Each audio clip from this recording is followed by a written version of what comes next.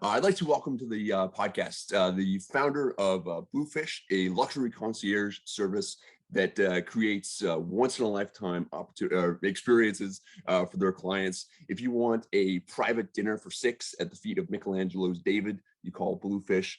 If you want to visit the underwater wreckage of the Titanic, you call Bluefish. And I mean, if you want to sing on stage with Journey, you know who you're going to call. And way before this, of course, he was a bricklayer in East London. He moved halfway across the world to Hong Kong to become a stockbroker, which of course did not last long. After 5 days, I believe, started working the front door at a Hong Kong nightclub, and where he started throwing parties and events and growing his network and connections, which basically led to everything that he's doing now with the podcasting and the speaking. And they call him the real life Wizard of Oz. I'd like to welcome and introduce Steve Sims to the podcast. Hi, thanks very much for being here. Thanks for having me. Yeah. This is the power of the internet. So, I mean, just a few months ago, I was sitting on my couch and I read a lot of books on my phone, and one of my favorite apps is called Scribd, and it's got like a recommendation engine. So it basically recommended your book to me. And I had never heard this guy. I've never heard of Bluefish. I mean, I live near a lake, I guess. I don't know anything about fish. So I checked this book out. It's captivating. I mean, it pulls me right in. And I mean, I ended up with about 2 full pages of notes on the book. And just a few months later, here we are talking. And I think that's really cool. I mean, 30 years ago, you and I would have had no reason to talk. We never would have met, but with internet and social media and everything that's happening, things like this can happen. I think that's pretty damn cool. I think that's really, the funny thing is you mentioned about you mentioned briefly about me being a doorman of a nightclub. That was my podcaster.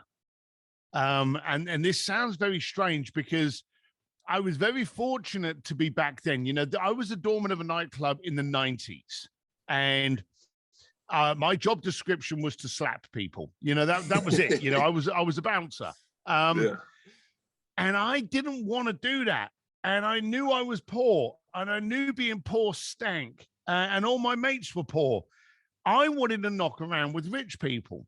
So I started looking after the rich people in the nightclub by suggesting other nightclubs that they could go to and throw in my own parties, not because I'm an uber social character. I'm actually not, I'm basically a class A arsehole. I just want to be left alone at the bar with my old fashioned. If you approach me, make sure you have a good interest in subject and conversation. But if you want to ask me what I'm watching on Netflix and, how's your day going, I don't have time for that shit.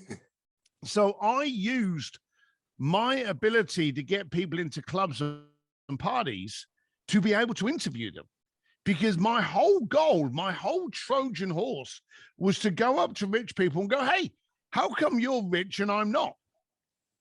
And believe it or not, the cocky little Irish lad in me from East London, that was the question I would ask. It's very brutal.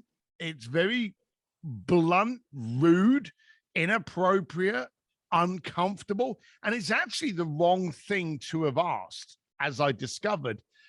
But you talk about podcasting, you're using this platform to speak to people that you would never normally come across. They're not in your sandpit. Maybe they're not in your industry. Maybe they're not in your country, like us.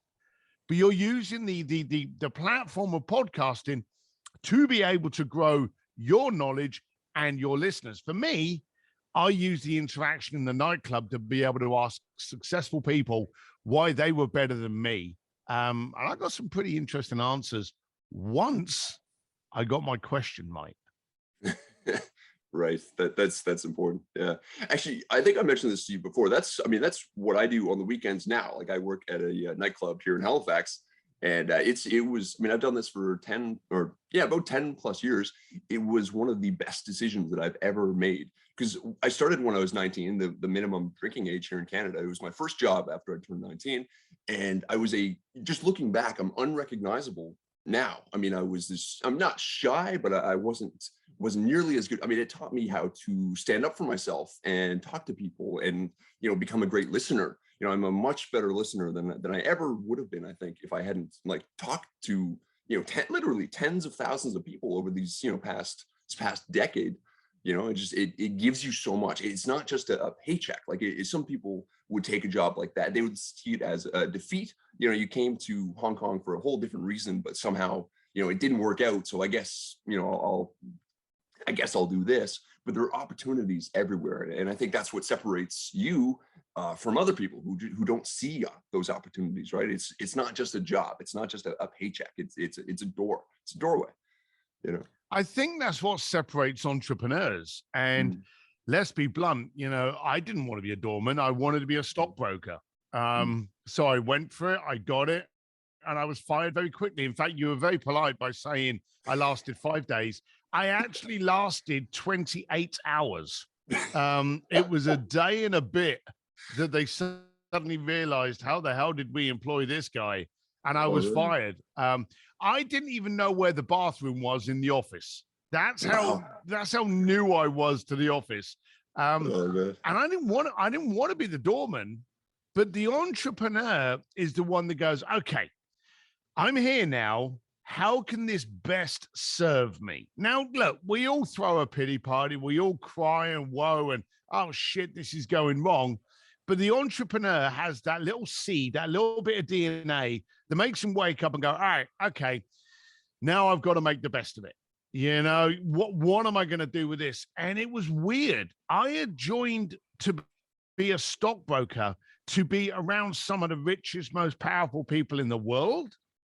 And I found that being a doorman gave me a greater access to this. And I remember going back to friends that I ended up making that, you know, I knew at the bank. And they were like, look, if you make the clients money, then they go, oh, well, you know, that's your job. If you lose clients' money, they hate you. He said, so you never get a thank you in the stockbroking world. He said, but with what you're doing now, he said, you've got richer, greater clients because you're massaging and managing these relationships and giving them these amazing experiences. They love hearing from you. He said, no one ever likes getting a call from their dentist or their stockbroker. They just don't. So it actually worked out really good. But I think that's the thing with entrepreneurs. And we've just explained what it was like as a doorman. You can think about something that's even more recent, COVID. You know, we all, for the first time ever in the planet, we have something that can resonate with absolutely everyone in the world. You have something in common from Halifax with someone in Korea, with someone in Bali, with someone in India, with someone in London, Paris, Germany, all over the planet. You can walk up to anyone in the world and go, how did COVID impact you? And you've got something to share. The world wars that we were in, there were some countries that weren't in the war. Okay, so no, that didn't get the Black Plague. Again, no. Recessions, no. This is the first time ever in the universe where everyone's been impacted in the world with the same common thing. And as entrepreneurs, we all got hit with it. We all got those messages on the TV that said, hey, we're shutting down tomorrow and you can't go out to the restaurant and you got to stick a bra mask on and you got to do all this. We all had that stuff. But the entrepreneurs were the ones that turned around and goes, well, I'm not going to use this time to binge watch Netflix. I'm going to see how I can make this work for me. Now, we didn't know the rules. We didn't know how long the game was going to play. How many of us thought, I know I did, that a couple of months, this will be out of the way. You know, sure, shit, didn't think a year and a half later, we're still going to be having problems. We're still not out of the woods, but we're learning how to manage it. There's still a lot of people out there asking, what are you watching on Netflix? Because I'll start watching that next rather than doing something with that future. So I think entrepreneurs, no matter whatever puddle they fall in, have the opportunity and the decision-making process to go, okay, how can this work for me and not to me? Yeah, oh, absolutely. I mean, I know people, I mean, as soon as, you know, somebody sneezed in Wuhan, they're already out, you know, selling masks, you know, taking advantage of things, you know. But I think that that's really cool as well. I mean, it's the only thing that's affected the entire world, and I think that's what's so fascinating about what people like like Jeff Bezos and Elon Musk are doing with their space programs. I mean, that is another thing that affects everybody. I mean, we go to another planet, it's all of us going there. Like it's it changes everything. Which is actually sort of leads into the next thing that I wanted to ask you is like, so going forward, I mean, there's so many, I mean, it's such a confusing time for lots of people and lots of things happening really faster and everything's accelerating, but it's all like the speed of the acceleration is also accelerating. You got like blockchain and, NFTs and cryptocurrencies and global, just everything. What do you think are some of the most critical skills to have or abilities or like, what do you need to sort of make yourself not yes successful, but I guess to thrive in every sense of the word in the future? Like what's the how do you future proof yourself? So there's a university just outside of San Francisco that's run by a bunch of friends of mine. God, I forgot his name for a second. Elon Musk. You got Peter Diamandis. You got a whole bunch of people that are running this this university, and it's called the Singularity University. Larry Page is part of it as well. Do you know they got refused the ability to be an EDU? Now I'll explain that to a lot of people. So every school and college and university is an EDU. It's an education system. And they have to get registered as an EDU by the government, by the state, so that they can basically, offset taxes and, get grants and things like that. So when the Singularity University came up, they actually went forward to register as an EDU. And the governing body of the education system turned around and said, we can't give you an EDU status. And we can't give you that status because the curriculum you're teaching doesn't last for 3 years. Now, you think about your kids at school, they're being taught to read books from years ago. Still Dr. Seuss and stuff. They're being taught, the basic mathematics. They're being taught science. They're being taught languages. All of these things don't change. So they're being taught a curriculum that's been in the schools for absolutely ever.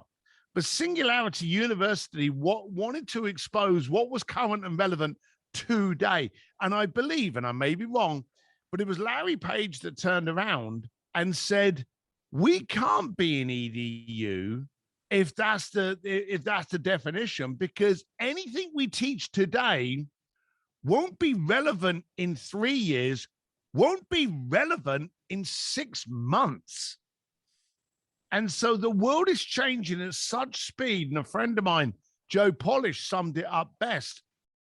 You've got to learn to be comfortable with being uncomfortable. Now, COVID threw it at you.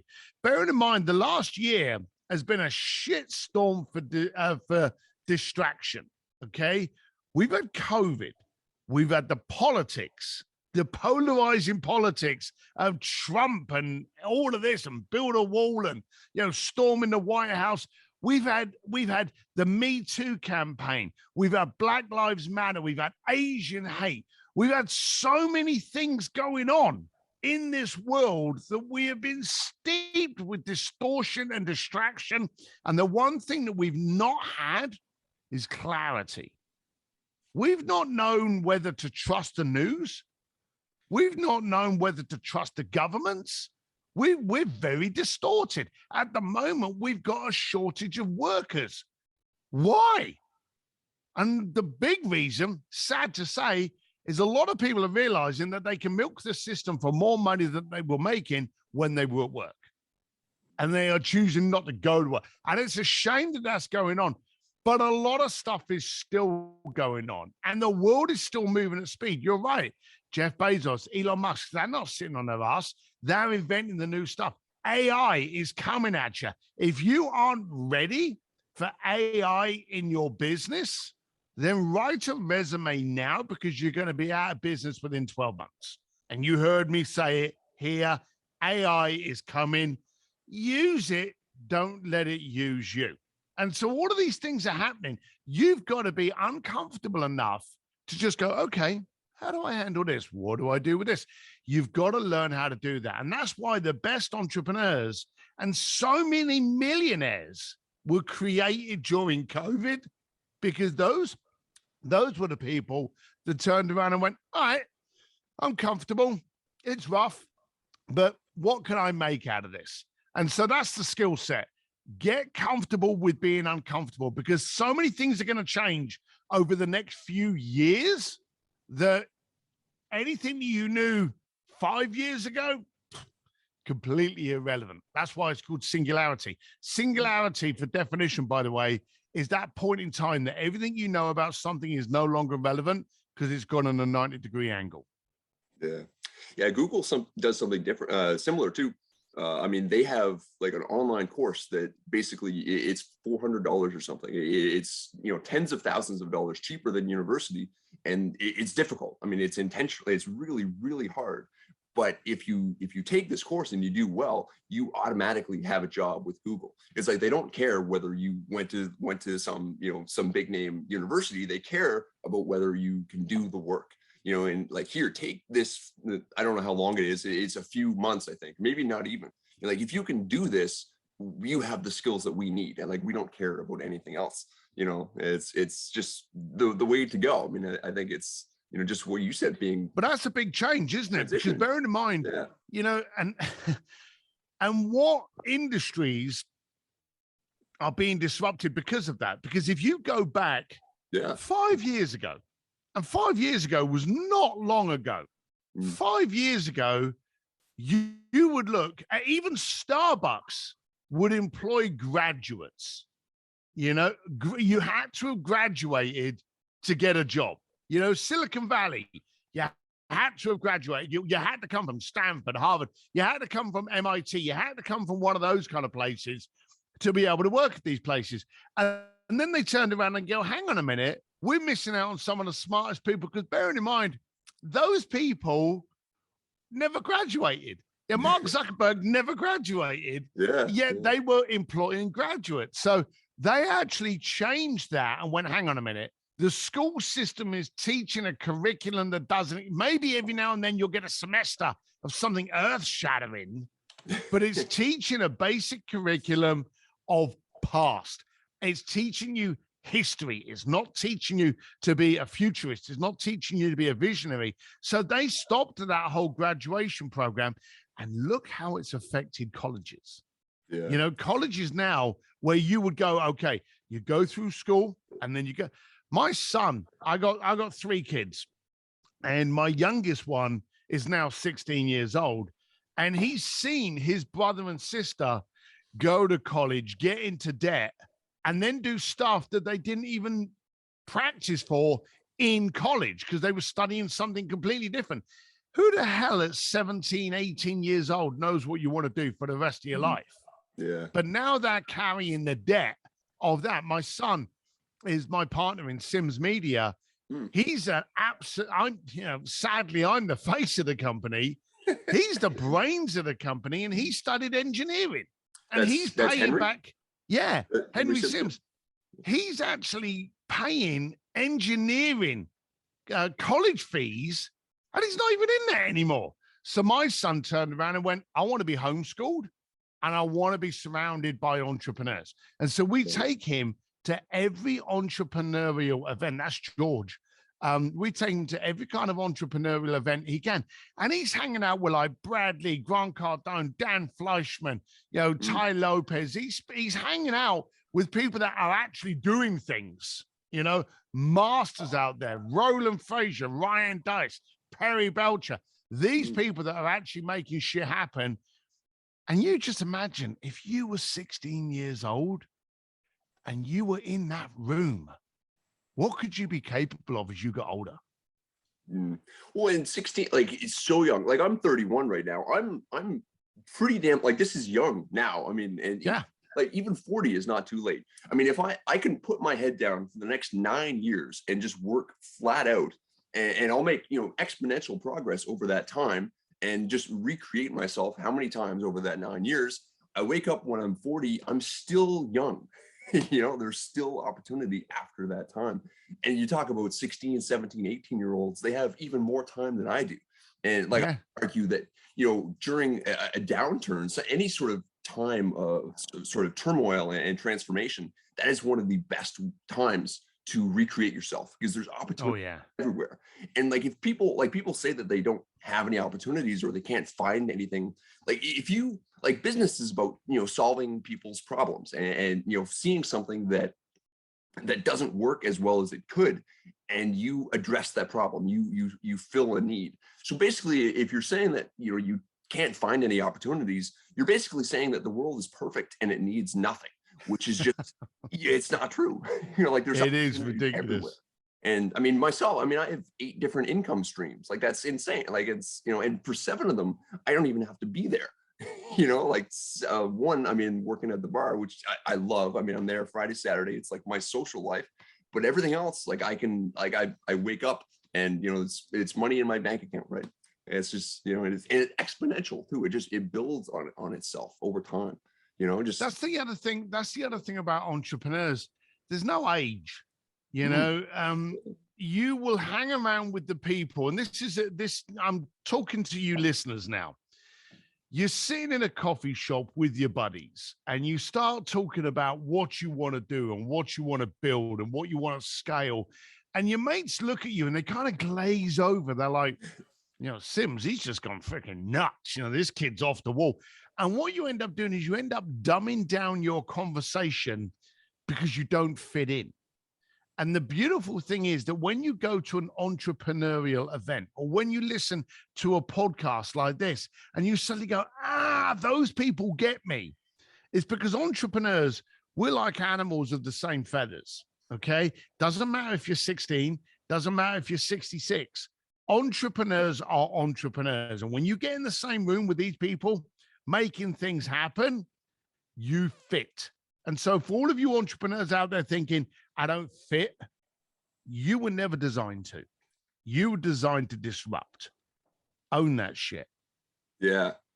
That actually reminds me of something I read in your book. And I think I mentioned this to you already. I take notes on every single book that I've ever read ever since I started counting. So I'm up well over 1,000 books. I've got detailed notes on all of them. Yours was number 960 or something like that. I took 2 full pages of notes on your book. It was spectacular. And one of them, you say this, yeah, so there's no reason to get into a room with people stupider than you, you know? And then this is later on but just a few paragraphs later, you say, as soon as you get smart at that thing, or you start to think you're getting smarter, quick, get into another room where you're an idiot again, you know? So yeah, I remember one day, you know, anyone that knows me, by the way, you've plugged the book a few times and I very much appreciate it. If I may call out the title, it's Bluefishing, the Art of Making Things Happen. I remember one day in East London, and I'm in this biker bar. I'm a biker. I'm 55 years old now, and I don't have a car, but I have a nice little collection of motorcycles. And I remember being in this bar with my bike that would start whenever it freaking wanted to. And I looked around the room and I thought to myself, everyone in this room is broke. You know, we can't afford a lot of beers. The choice of beer behind the counter is pretty shit because, you know, we're all tight asses because we've got no money. And I thought to myself, the problem isn't me. The problem's the room I'm in. I am a combination of that room. So I thought about it, and this was back in the 80s.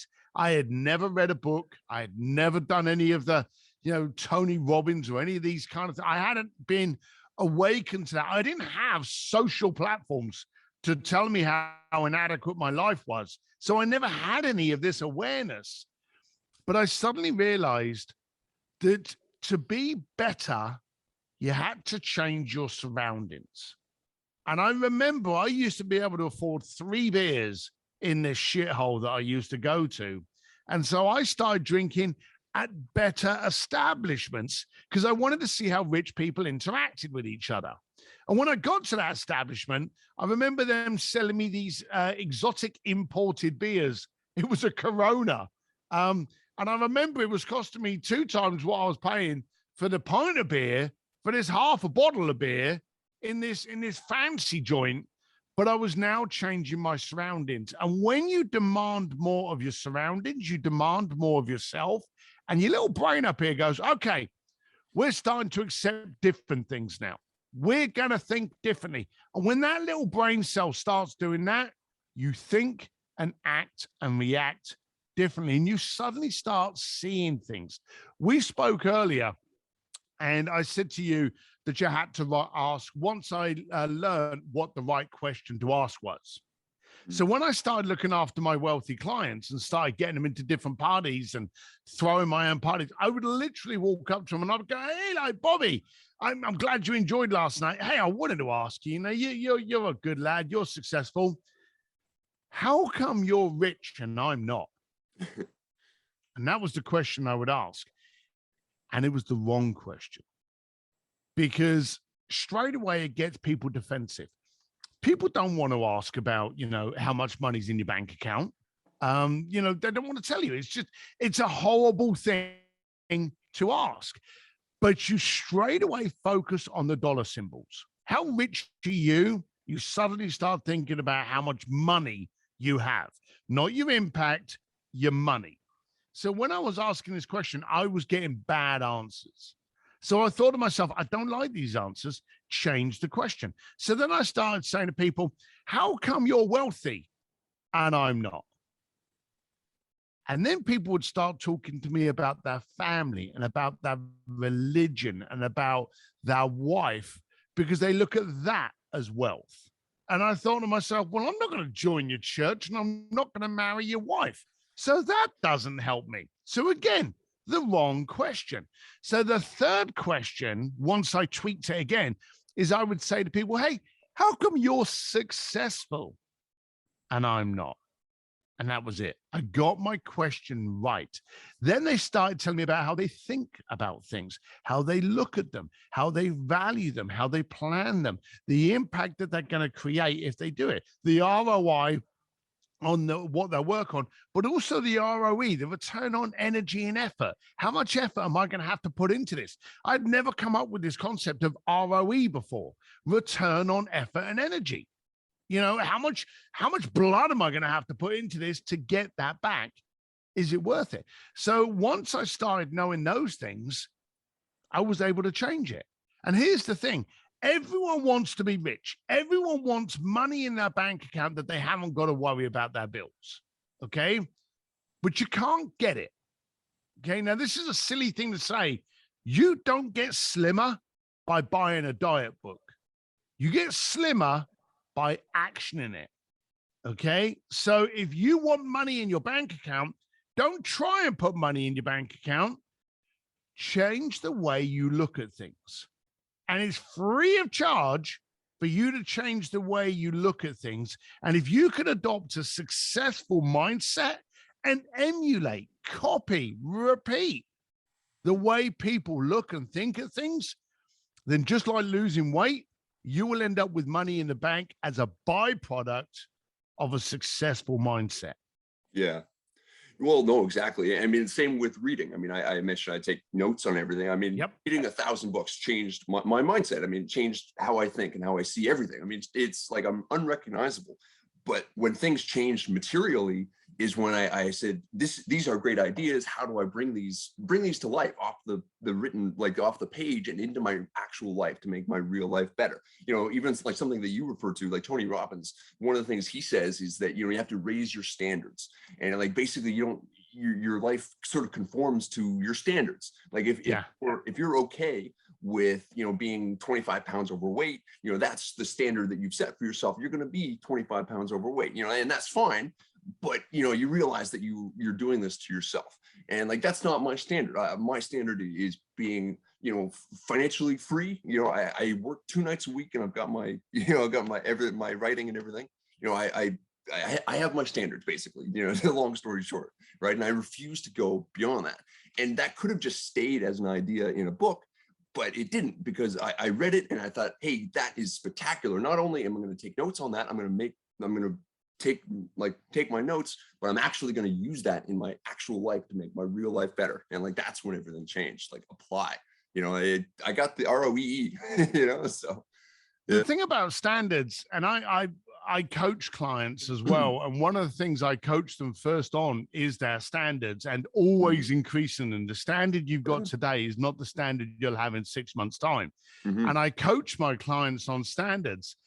And the thing about standards, it can be down to how warm your food is from a restaurant, and what you settle for. And I was with a client that I've been working with for a few months, and he flew into Los Angeles, and I met him, and we were at a bar, and we were just chatting away. And I had the motorbike, and I never touch alcohol when I'm on the motorbike. So I think I had a Coke or something like that.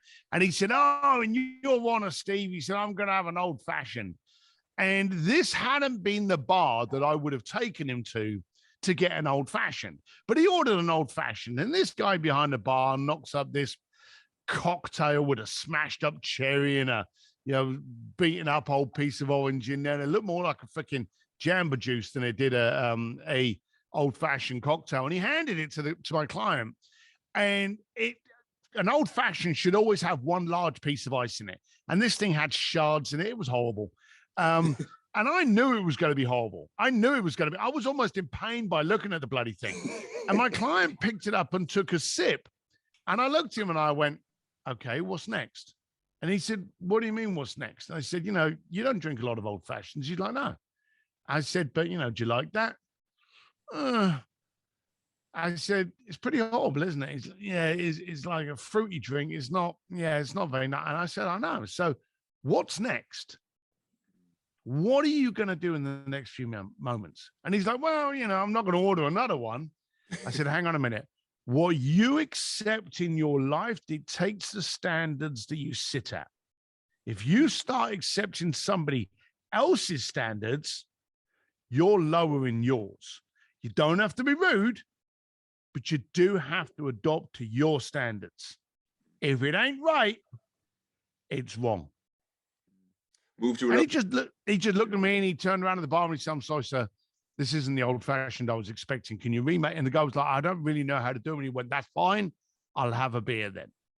And just, put it back. And that was your standards don't have to be the standard of Lamborghini you're buying, the standard of penthouse, the standard of thread count in your sheets. The standard can be how warm your fries are, how good your cocktail is, what time people show up. I'll tell you quite bluntly, if I have a meeting with someone 5 past the hour, I'm gone. If you're 5 minutes late, I'm out of there. If you've got a good excuse, I'll come back. If I get that, "Oh, sorry, I forgot," I'm done. So have your standards and keep to yours, and have people raise theirs to meet yours, not the other way around. I noticed you were early today, so I saw. Oh, Steve's already. Oh, shit, I better get myself moving. Yeah. No, absolutely. And this actually sort of. I mean, again, this leads into the next thing that I wanted to talk about. So, raising your standards, elevating your game, just making yourself sort of more suited to the future, and just sort of elevating everything about yourself. Everything, quite a bit of things are like so saturated. I mean, there are a million YouTube channels. There are so many, podcasts you can listen to, so many things that you can do, so many, marketing agencies. How does somebody either just starting out or sort of further along in their career, how do you separate yourself, and become memorable? How do you get to top of mind in a sort of marketing sense today? Like what makes somebody stand out? Do you know the funny things is, or the funny thing is, should I say, better grammar? It's your mum's fault. And I noticed sounds funny, but it's your mum and dad's fault. The generations that we've had in the past have caused us to dilute how we react and act. And when you're at school, when you're 2, 3, 4, 5 years old, you're all individual. And then as you grow up, you're taught to wear a uniform, act this way, tick that box. We're taught to conform, okay? And all of a sudden, we lose our individuality. And then you get into a role where you go, "Okay, I'm an influencer. I'm going to write a book. I'm an actor. I'm a singer. I need to stand out. I need to be unique." We were all unique at 2 and 3 years old, and then we were taught how to dilute that. So here's the thing. I've never apologized for being me. I ain't the smartest tool in the shed, but I get the stuff done. I get it done my way. I talk my way. I act my way. I drink my way. I walk my way. And if it resonates with you, come on board.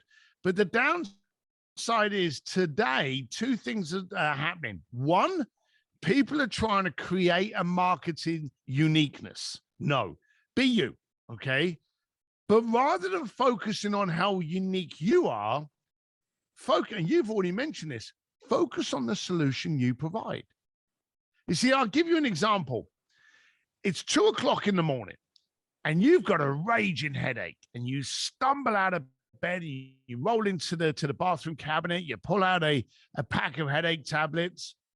When was the last time you looked at those tablets and you went, nah, I don't like the logo? You know, oh, no, I don't like the packaging. I'm not going to have those. I'm going to try and find. Yeah, I don't give a shit.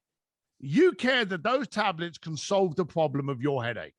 When you are a solution to somebody else's problem, they don't care what you look like. They don't care what you sound like. They don't care how pretty your website is. They care that you are the solution to that problem. So, two things. Stop trying to be unique. Start focusing on the client. And the other problem is everyone tries to be someone else. If you're a stockbroker, you suddenly start wearing that suit. If you're working in Silicon Valley, you start wearing, sneakers and a hoodie. If you're an influencer, you start leaning up against a car you don't own. There's all these kind of shit things that people do to Mickey and copy other failures. You see, the bottom line of it is anyone that you look at today is unique, whether it be Mark Zuckerberg, whether it be Elton John, whether it be Steve Jobs, Jeff Bezos, Elon Musk.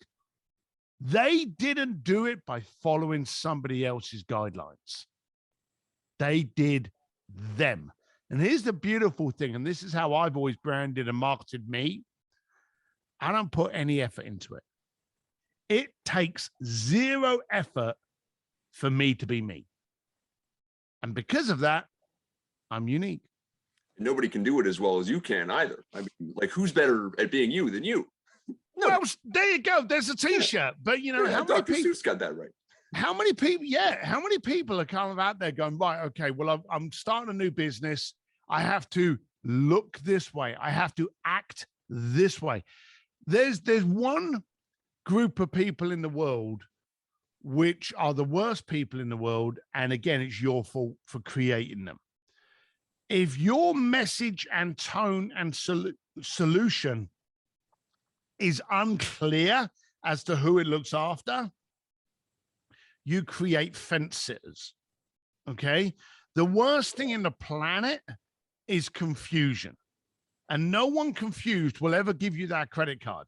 In the planet today, I can guarantee you now, there are people that are still listening to this podcast that are kind of like, I like this guy. This guy gets me. I'm going to follow this guy. There are other people that I guarantee you probably clicked off 10 minutes ago. It was like, I don't understand what he's saying. Guy needs subtitles. He's got a funny accent. I want nothing to do with it.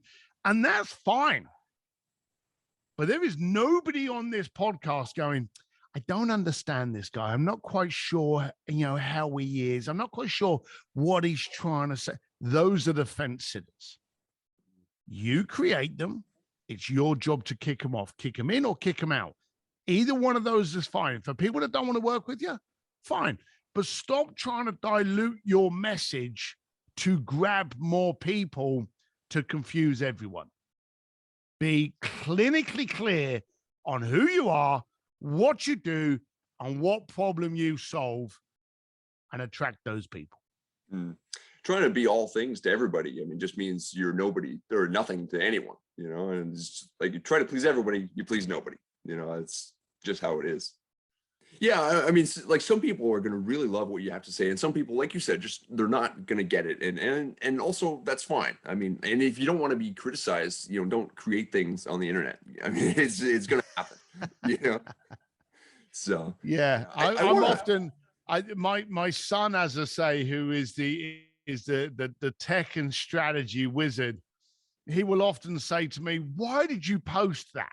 You know, why did you say that? Why did you stick the picture of that up there?" But that's because it's me. And, you know, I'm not going to apologize. If I see something that's funny, I'm going to shove it up there. If I see something that's challenging, if I see something that's annoying, and I'm everywhere, by the way, under Steve D. Sims. So whatever social platform you're on, there I am.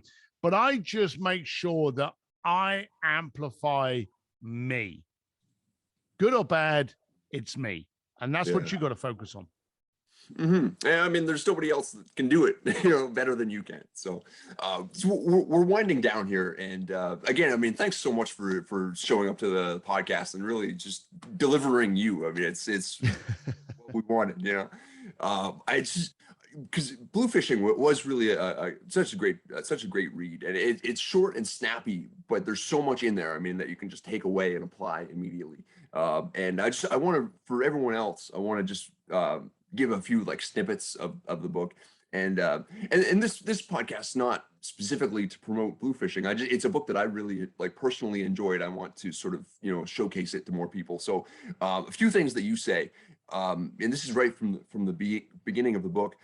You can't cower your way through life and hope to succeed. You're gonna have to stick your neck out a little, which I thought was fantastic, of course. And again, I will get up and do something and fail at it over and over until I find out how to do it properly, while the analytics group is still trying to work out the demographics, plan the SEO, split test the best time to do something. While they're planning the thing to an early death, I've already tried 3 or 4 ways to see if it has any legs, which is, perfect. And it's like, while everyone else would say, no, it's impossible, I just knock down the front door and say, can I come in? Which is just like, it's you on paper, Thank you. I appreciate that. Yeah, it's such a great read. Let's see. Yeah, you've got to be inoculated against any form of reality imposed by anyone else, again, and then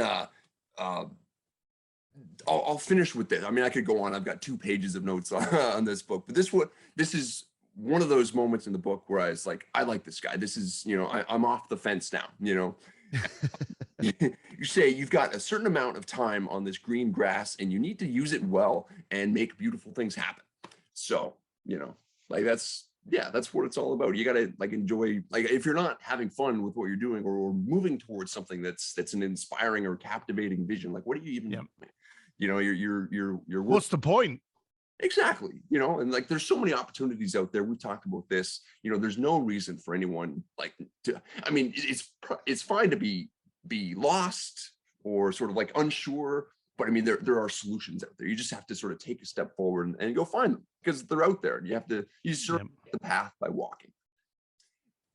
Steve, thanks so much for showing up. Is there anything you want to say sort of at the very end here? Anything you're working on that you want to tell us about? Well, you can find out what I get up to at steveDsims.com, where you can follow me probably on my biggest thread, which is Instagram. Again, at Steve D. Sims. Yeah, I'm on there. But we've actually been working very hard on our media company, Sims.media, and we're actually just doing a new relaunch on there because I've actually thought that the way that people did media 5 years ago is irrelevant today. Today, we're in a new world of disruption and distortion, and we need to grab attention differently. So I'm really having fun with how we actually market, how we brand for both lifestyle brands, influencers, authors, podcasters. We're having a great deal of fun with it. And I'm really, as you said, quite simply, enjoying life by challenging myself to become more uncomfortable. Yeah. Oh, excellent. Yeah.